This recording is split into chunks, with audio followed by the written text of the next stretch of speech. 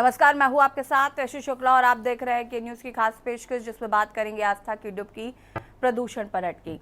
NGT national green tribunal ने प्रयागराज में गंगाजल के अयोग्य बताकर निश्चित तौर पर अगले साल होने वाले महाकुंभ में आस्था की डुबकी लगाने का मन बनाए सनातियों को निराशा से भर दिया है। पहले गंगा एक्शन प्लान और अब नमामि गंगे कार्यक्रम पर क्रियान्वयन के बाद पतित पावनी मां भागीरथी की इस हालत के लिए जिम्मेदार आखिर कौन है? एनजीटी अध्यक्ष खुले हुए नालों से गंगा सहित सहायक नदियों पर मिलने वाले नालों पर चिंता जता रहे हैं।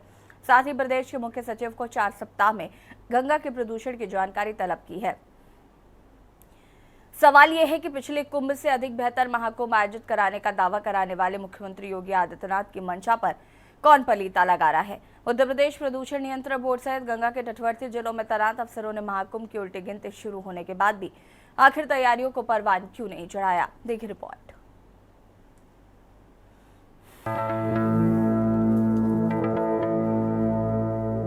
एनजीटी अध्यक्ष जस्टिस प्रकाश श्रीवास्तव की पीठ ने 6 नवंबर को जारी आदेश में प्रयागराज के गंगा जल को आचमन के अयोग्य ठहराया है। एनजीटी के मुताबिक 25 खुले नाले सीधे मोक्षदायिनी गंगा को मैला कर रहे हैं, जबकि 15 खुले नाले यमुना नदी के माध्यम से मां भागीरथी को अपवित्र कर रहे हैं। माना जाता है कि इसके अलावा भी कई सहायक नदियां निरंतर गंगा की पवित्रता का पतन करने में जुटी हैं। प्रदेश सरकार ने प्रयागराज में सीवेज शोधन में 128 मिलियन लीटर प्रतिदिन एमएलडी अंतर के होने की रिपोर्ट दी है। पीठ में शामिल न्यायिक सदस्य जस्टिस सुधीर अग्रवाल और विशेष सदस्य ए सेंथिल वेल ने भी गंगा के प्रदूषण को गंभीर माना है। एनजीटी ने कहा, केंद्रीय प्रदूषण नियंत्रण बोर्ड सीपीसीबी के 22 अक्टूबर की रिपोर्ट में शामिल 326 में 247 नालों के उत्त प्रवाहों को शोधित न किए जाने की बात कही है। इन खुले नालों से 3513.16 एमएलडी अपशिष्ट सहायक नदियों सहित सीधे गंगा में गिर रहा है। इस पर असंतोष जताते हुए अधिकरण ने राज्य के मुख्य सचिव को हलफनामे में विभिन्न जिलों में हर नाले और उनके उत्पन्न होने वाले सीवेज और प्रस्तावित सीवेज उपचार संयंत्रों एसटीपी के बारे में विस्तृत जानकारी देने को कहा। पीठ ने सीबीसी की रिपोर्ट के हवाले से कहा है कि प्रदेश में 41 स्थानों पर पानी की गुणवत्ता की निगरानी से पता चलता है कि फीकल किलोफॉर्म एससी बैक्टीरिया 16 संस्थानों पर 500 से 100 मिलीलीटर की सबसे संभावित संख्या एनपीएन से अधिक है। इसके अलावा 17 स्थानों पर 2500 एनपीएन 100 मिलीमीटर से अधिक है। सीपीसी के अनुसार फीकल कोलिफॉर्म का मानक स्तर एनपीएन 500 से 100 मिलीलीटर है। बताते चले कि फीकल कोलिफॉर्म एक तरह का बैक्टीरिया है। इसमें मनुष्य सहित पशुओं में भी कई बीमारियां होना तय माना जाता है। एनजीटी ने एसटीपी को क्रियाशील करने की समय सीमा की भी जानकारी मांगी। मुख्य सचिव को एनजीटी को दिए जाने वाले हलफनामे में प्रदूषण कम करने अल्पकालिक उपाय भी बनाने होंगे। एनजीटी ने सीपीसीबी की उस रिपोर्ट पर भी गौर किया जिसमें गंगा तट स्थित 16 शहरों में 41 एसटीपी की जानकारी दी गई है। रिपोर्ट में 6 षड्यंत्रों के काम न करने की बात भी शामिल है। वहीं चल रहे 35 एसटीपी में केवल एक में ही नियमों का पूरी तरह पालन किया जा रहा है। एनजीटी ने इसी आधार पर गंगा में मिलाए जा रहे सीवरेज को लेकर हलफनामे में जानकारी मांगी है, जिससे गंगा जल की गुणवत्ता को बेहतर बनाया जा सके। एनजीटी ने साफ किया है कि यदि जल सुधारात्मक उपाय नहीं किए गए तो गंगा जल को गले से उतारना घातक साबित होने में प्रबल संभावना रहेगी। आमतौर पर आस्था की डुबकी के दौरान श्रद्धालु परंपरागत ढंग से गंगा जल से आचमन करते हुए निकलते हैं। दशकों से गंगा को प्रदूषण मुक्त बनाने के प्रयासों से बाद भी वर्तमान स्थिति वास्तव में कष्टप्रद है।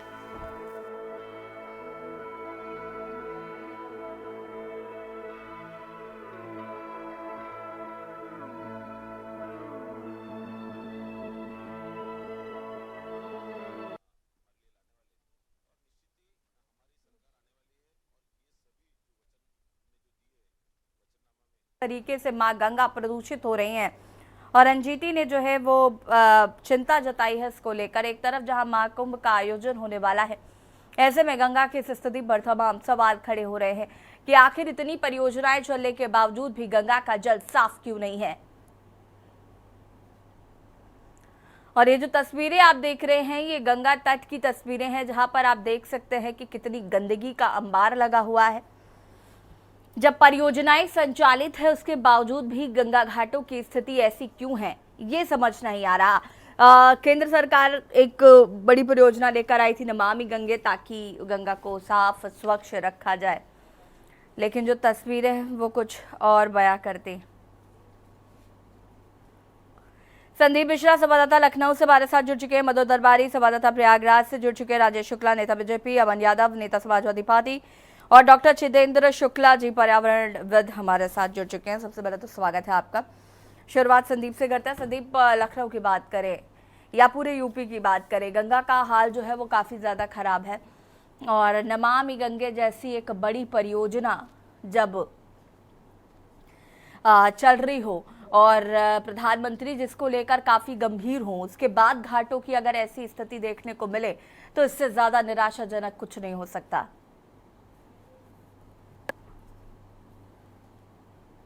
उल्लंघन है। देखिए, ऐसी कहा जा सकता है कि जिस तरीके से इस बार जो है 2025 में जो है कुंभ की शुरुआत हो रही है, यानी कि महाकुंभ का इस बार शुरुआत हो रही है और इस कुंभ को लेकर किसी प्रकार से उत्तर प्रदेश की सरकार कोई कमी या कसर नहीं छोड़ना चाहती उसकी तैयारियों को लेकर के, क्योंकि कहीं ना कहीं एक the Guinness book the record जो है वो भी बनेगा और इसके साथ ही साथ में इस बार जो है लगभग लाखों नहीं करोड़ों के तादाद में जो यहाँ पे लोगों की डुबकी जो है आस्था की वो लगती हुई नजर आएगी। लेकिन इन आस्था की डुबकी से पहले की अगर हम चर्चा कर लें तो ज़्यादा बेहतर होगा। वजह यह है कि आप देखिए कि इस बार जो है प्रयागराज कुंभ में लगभग 30 से 35 जो है नाले जो हैं वो गिरते हुए नजर आ रहे हैं, जिसके बाद एनजीटी ने इस पर सवाल खड़े किए हैं और एनजीटी ने साफ तौर पे जो है एक 3 हफ्ते के अंदर जो है पूरी रिपोर्ट मांगी गई है। यानी कि कहीं ना कहीं वो रिपोर्ट जो है एनजीटी ने पूरी तरीके से मांग ली है कि किस तरीके से जो है जल स्तर जो है वो प्रदूषित होता नजर आ रहा है। इस पर कहीं ना कहीं जो सरकार की योजनाएं हैं जो धरातल पर उतरने वाली थी, उन योजनाओं पर विशेष तौर पे काम करना चाहिए था, जिससे कि एक बेहतर रिजल्ट जो है वो देखने को मिल सके।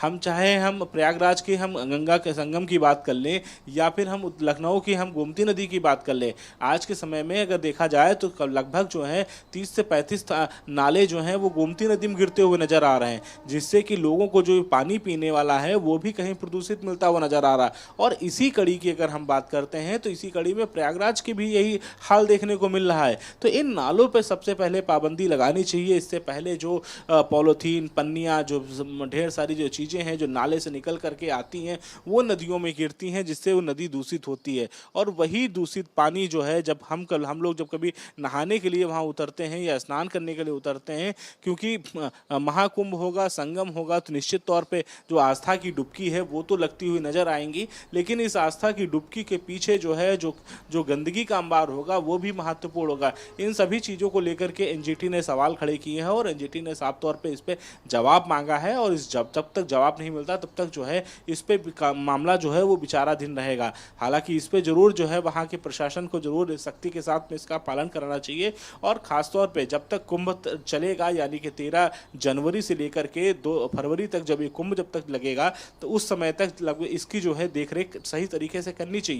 इस पे खास तौर पे सरकार को फोकस करना चाहिए और फोकस के माध्यम से ये बताना चाहिए कि इस बार जो नाले जो गिर रहे हैं वहाँ पर उन पे रोक लगानी चाहिए। इस तरीके के प्रस्ताव यहाँ बना के भेजने चाहिए। हालांकि इन सब चीज़ों को लेकर के एनजीटी ने अपना सख्त रुख दिखा दिया है और साफ तौर पे जिस तरीके से लगातार प्रदूषण बढ़ रहा है उसको लेकर के भी अपना सख्त रुख जो है वो दिखाया है। अब देखना ये होगा कि वहाँ के जिलाधिकारी या मुख्य सचिव जिनको पत्र लिखा गया है वो किस तरीके से इस पे जो है फैसले लेते हैं या इस पे किस तरीके से कार्रवाई करते हैं, वो आने वाला समय बताएगा। जी ठीक है संदीप, शुक्रिया आपका जानकारी साझा करने के लिए। मधुर दरबारी का रुख कर लेते हैं प्रयागराज से संवाददाता। मधुर, अगर हम प्रयागराज की बात करें, प्रयागराज में कुंभ का आयोजन होना है, ऐसे में एनजीटी की तरफ से जो गंगा को लेकर चिंता व्यक्त की गई है वो कई सवाल खड़े करती है।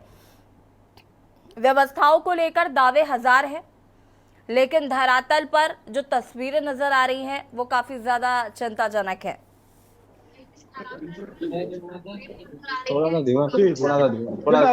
जो डबल इंजन की सरकार है, चाहे वो केंद्र में मोदी सरकार हो चाहे स्टेट में योगी सरकार हो, दोनों जो है महाकुंभ को दिव्य भव्य और नव बनाने की पूरी तरीके से लगे हुए हैं और कई परियोजनाएं उसके लिए बनाई गई है, जिसमें आपके क्या कहते हैं गंगा जी को और इसके अलावा कई चल रही है जिसको ले यहाँ हम चल रहा है। लेकिन मैं आपको बता दूं, उसके बावजूद जो प्रदूषण है वो अभी कम होने का नाम नहीं ले रहा है। गंगा जी में अभी वो जो जिस तरीके से निर्मल को स्वच्छ जल उनका माना जाता है, वो चीज जो जहाँ उत्तराखंड से निकलती है वहां से प्रयागराज आगे जाती है, तो प्रयागराज उसमें काफी ऐसे भी मैं आपको बता दूं कि प्रयागराज की जहां तक बात है तो यहाँ करीब 25 नाव ऐसे हैं। ठीक है मधुर दरबारी, वापस आते हैं आपके पास। उससे पहले आपको ले चलते हैं अम्बेडकर नगर की। ब्रेक के बाद एक बार फिर से आप सभी का स्वागत है और बात कर रहे हैं आस्था की डुबकी प्रदूषण पर अटकी, और इसी पर हम चर्चा कर रहे हैं। और राजेश शुक्ला, अमन यादव, जितेंद्र शुक्ला जी भी हमारे साथ जुड़े हुए हैं। जितेंद्र शुक्ला जी, सबसे पहले तो मैं आपसे जानना चाहती हूँ, गंगा की जो हालत है, इतनी परियोजनाएं चलने के बाद भी स्थिति आज भी बेहतर नहीं हो पाई है। हम सबको समझने की आवश्यकता है। केवल सरकार के एक मिशन के तौर पे कार्य करने से इस कार्य में सफलता नहीं मिलेगी। आखिर गंगा को पतित पावनी माना गया, और ये जो पॉल्यूशन की स्थिति है, या हम कह सकते हैं कि गंगा आज आचमन के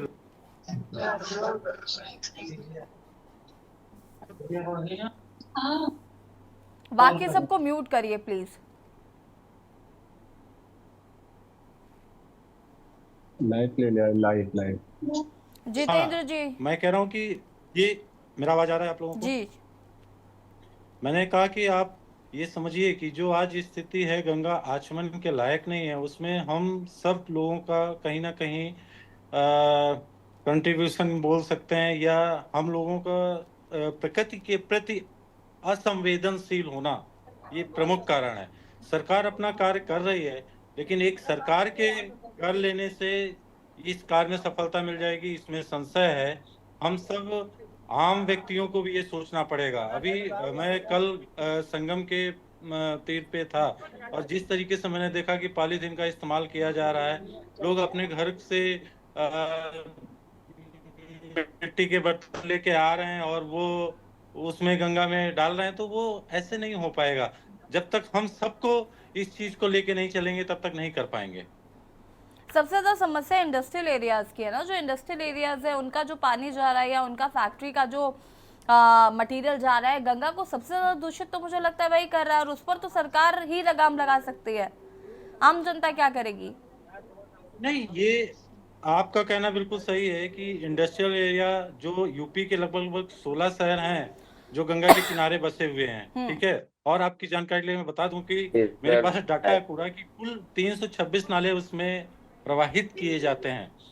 ये एक प्रमुख विषय है। इसमें सरकार को चाहिए अपना कार्य ईमानदारी पूर्वक करे, ना सिर्फ मीडिया के माध्यम से या प्रचार प्रसार की आवश्यकता नहीं है, वास्तविक धरातल में कार्य करने की आवश्यकता है। उसके साथ साथ मेरा कथन ये था कि हम सब आम इंसानों की भी जिम्मेदारी बढ़ जाती है कि गंगा को एक पतित पावनी और अपने सनातन संस्कृति में आदि नदी का दर्जा प्राप्त है, तो हमें उनको मोक्षदायिनी भी हम बोलते हैं। हमको उसी रूप में उनके ध्यान रखने की आवश्यकता है कि गंगा में किसी भी तरीके की गंदगी और इन सब चीजों से बचा जाए।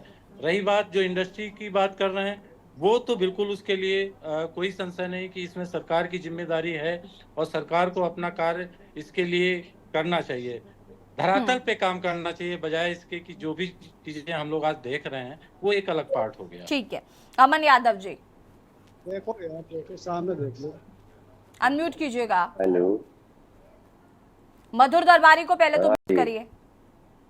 हेलो जी अमन जी जा रही है जी। हेलो अमन जी अपनी बात को पूरा करिए। जी, जैसा कि इन्होंने बहुत साफ सुथरे तरीके से आम जनता के ऊपर जो है कि आरोप लगा दिए हैं। मेरा जहां तक मानना है, अमन जी वो पर्यावरणविद है, वो बीजेपी के प्रवक्ता नहीं है। ही इज नॉट बीजेपी प्रवक्ता। और आपको ये मानो चाहे ना मानो, सरकार को हर चीज में लाकर खड़ा कर देना, जनता की भी कुछ जिम्मेदारी बनती है। गंगा सबकी है, गंगा जनता की जिम्मेदारी नहीं। कुछ नहीं है, जबकि हमारे देश के प्रधानमंत्री यहाँ के जो सांसद थे बनारस से चुने गए थे, उन्होंने 2014 में कहा था मुझे माँ गंगा ने बुलाया। उसके बाद उमा भारती ने कही थी, मैं 2019 तक अगर माँ गंगा स्वच्छ नहीं है, मैं जल समाधि ले लूंगी। इन देश के नेताओं के जुल्मेबाजों से आज माँ गंगा का पानी जो है कि आचमन करने लायक नहीं बचा है। अभी मोदी जी आते हैं, बनास में गंगा परियोजना के नाम पे, सफाई के नाम पे अरबों खरबों का घोटाला हो चुका है। जो लोग हमारी माँ गंगा आस्था का विषय है, ये हमारे देश के जो है कि नेता लोग माँ गंगा पे राजनीति करके अरबों करोड़ों का हेराफेरी कर दिए हैं। आज चाहे इलाहाबाद से देख लीजिए, चाहे बनारस से देख लीजिए, चाहे हिंदुस्तान के किसी भी कोने में माँ गंगा को देखकर आंखों में आंसू आ जाते हैं, रोना आता है। एक कई 100 करोड़ रुपया माँ गंगा सफाई अभियान में ये भारतीय जनता पार्टी के जो है कि नेता मंत्री धकेल गए और समस्याएं जस की तस बनी है। और जब समय आता है तो ये नेता लोग बहुत ही साफ सुथरे तरीके से कह देते हैं कि ये आम जनता को भी ध्यान देना चाहिए। आपको हम बता देना चाहते हैं, यहाँ पे योगी जी, मोदी जी लगातार दौरे पे आते हैं और माँ गंगा को केंद्र, राजनीति का केंद्र मानकर उनका नाम हमेशा चुनावी रैलियों से लेकर हर एक जगहों पे माँ गंगा का नाम लेकर आम जनता को मूर्ख बनाने का कार्य भारतीय जनता पार्टी के लोग करते हैं। आम जनता को आस्था से जोड़कर, उनको भावनाओं में बहलाकर, माँ गंगा का बेटा हूँ, माँ गंगा ने बुलाया है, ये सब तमाम तरीके से बातें करके आम जनता का सिर्फ और सिर्फ इन लोग का मकसद है आम जनता को कैसे हम उनका वोट लिया जाए। देख लीजिए कितना अरबों खरबों का ये सब, चाहे माँ गंगा सफाई योजना हो, चाहे स्वच्छ भारत मिशन योजना हो, ये सब करोड़ों का झाड़ू घोटाला कर दिए भारतीय जनता पार्टी वाले। आई साफ सुथरा जगहों पर सब ऐसे झाड़ू मार के फोटो खिंचा के अरबों खरबों का कहीं झाड़ू घोटाला करते हैं, कभी कुछ करते हैं। इसलिए अब जो है कि उम्मीद जो है कि भारतीय जनता पार्टी से खत्म हो गई है। अब जब 2027 में जो है कि योगी जी जाने वाले हैं और मोदी जी भी जाने वाले हैं, उसके बाद जब इंडिया गठबंधन की सरकार आएगी तभी जो है कि कौन जाएगा कौन नहीं, ये तो भविष्य का विषय है। फिलहाल राजेश शुक्ला जी, आज आचमन के योग्य भी नहीं रहा गंगा जल, बताइए, ये स्थिति हो गई है।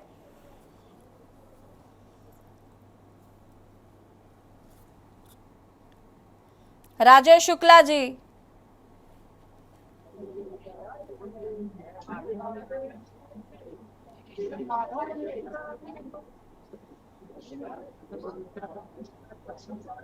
आवाज आ रही है हमारी? जी जी, हर हर गंगे। हाँ जी, मैं चूंकि स्वयं एक गंगा सेवक हूँ और निरंतर 10 वर्षों से माँ गंगा के किनारे जाकर स्वच्छता अभियान चला रहा हूँ और निश्चित रूप से ये कह सकता हूँ कि गंगा जो हमारी आस्था भी है और अर्थव्यवस्था भी है और सनातनी संस्कृति की संभावना।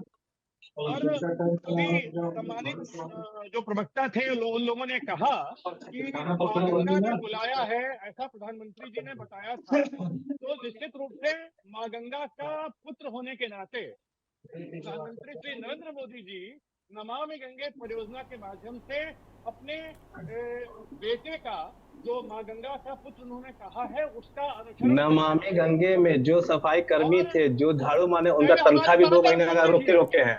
2 महीने का तनख्वाह रोके हैं आप लोगों ने गरीबों का, नमामि गंगा वाले। आप पता लगा लीजिएगा। हमको सब वस्तुस्थिति पता है। और नमामि गंगे योजना के माध्यम से 39,000 करोड़, यानी जून 2024 तक 39,000 करोड़ की परियोजना के माध्यम से माँ गंगा की सफाई, और उसमें से सिर्फ 32,000 करोड़ रुपए सीवेज ट्रीटमेंट प्लांट के लिए राजेश जी, भारत सरकार। राजेश जी, इतने ज्ञान की जरूरत नहीं है हमको। प्रत्यक्ष को प्रमाण की आवश्यकता नहीं है। प्रत्यक्ष किम प्रमाणम, और तस्वीरें जो दिख रही है ना, उसके बाद मुझे ये जानने की जरूरत नहीं कि आपने कितने हजार करोड़ लगा दिए गंगा में। हमें रिजल्ट से मतलब था, और रिजल्ट जो है वो क्या है वो हमें बताने की जरूरत है आपको।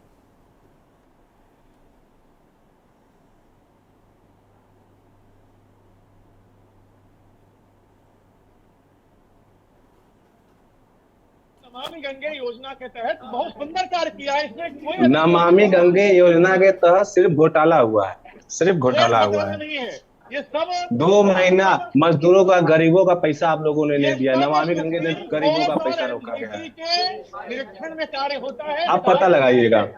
एक हिसाब है। आप आप अपने स्तर से पता लगेगा 2 महीने से पैसा मजदूरों का क्यों नहीं दिया गया है। चलिए ठीक है। जो सेम आ रहा है वहाँ, खाली कैमरा नहीं, फोटो नहीं आ रही थी। जहाँ तक पैसे देने की बात है 2 महीने से, अभी भी नहीं है, फ्रेम आ रहा है खाली। वाराणसी सहित अन्य जो 5 राज्य हैं उनके किनारे गंगा घाटों की सफाई हाँ, हाँ। निरंतर चलिए ठीक है, बने रहिएगा हमारे साथ।